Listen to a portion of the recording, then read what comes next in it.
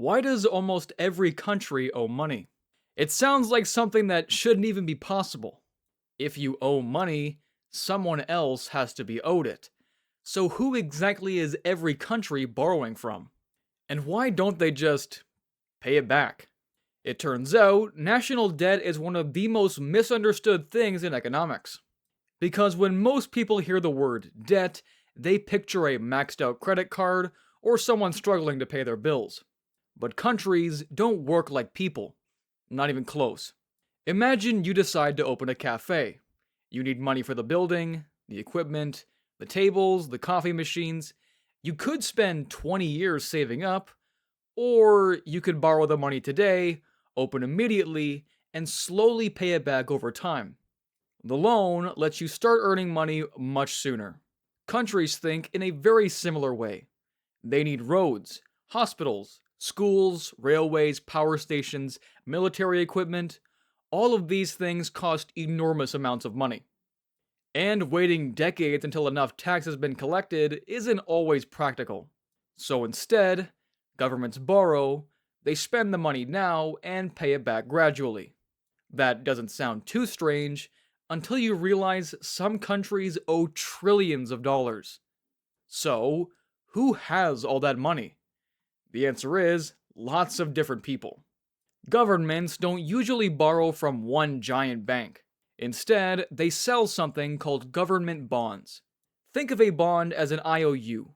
You give the government money today, and they promise to pay you back later, usually with a little extra.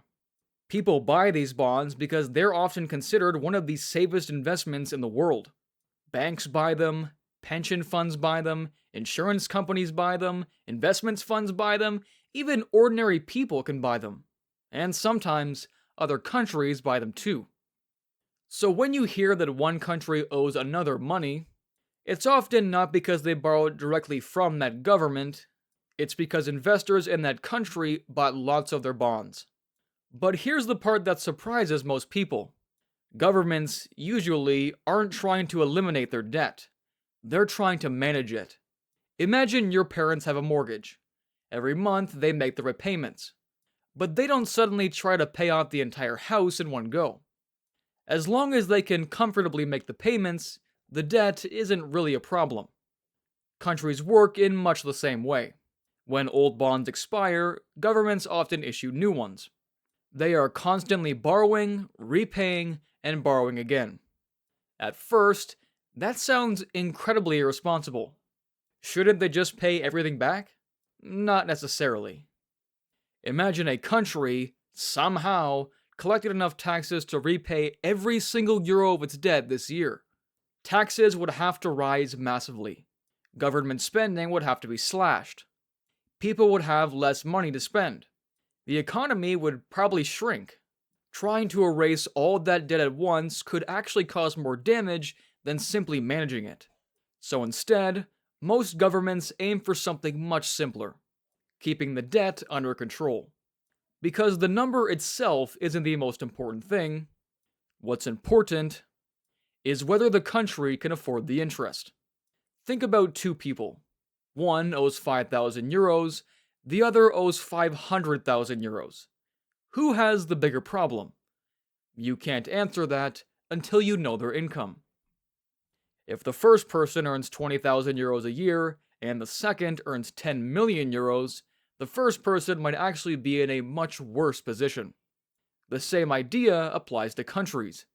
That's why economists often compare debt to the size of a country's economy, not just the amount of money it owes. A large economy can usually support much more debt than a small one, but there is a limit.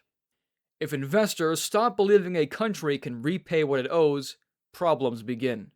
They'll demand higher interest rates, which makes borrowing even more expensive, which makes paying the interest even harder.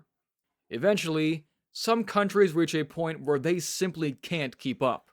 This is called default. It means they fail to repay their debt as promised. When that happens, borrowing becomes more difficult, investors lose confidence, the economy often suffers, and it can take years to recover. So why don't governments just print more money and pay everyone back? It sounds like the perfect solution. Need $1 trillion? Just make $1 trillion. Except, that is exactly why it doesn't work. Imagine everyone in your town woke up tomorrow with €1 million in their bank account. Would everyone suddenly become rich? Not really.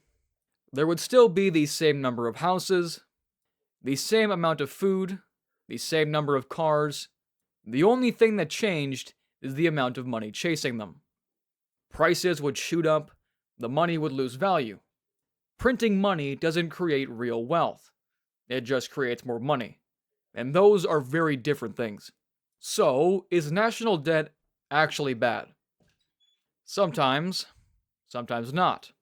Debt used to build productive things, like infrastructure, education, or technology, can help an economy grow faster in the future. But debt used to fund spending without creating future growth can become a burden. There's no magic number where debt suddenly becomes dangerous. Every country is different. What matters is whether people still believe that country can keep paying its bills. Because just like money itself, national debt runs on trust. Investors trust governments to repay them. Governments trust they'll be able to borrow again when they need to. And as long as that trust continues, the system keeps working. So, the next time you hear that a country owes trillions of dollars, don't imagine someone frantically trying to pay off one enormous bill. Think of it more like an enormous financial conveyor belt. Money is constantly being borrowed, constantly being repaid, constantly being rolled over, and somehow that system helps build roads, hospitals, universities, and entire economies.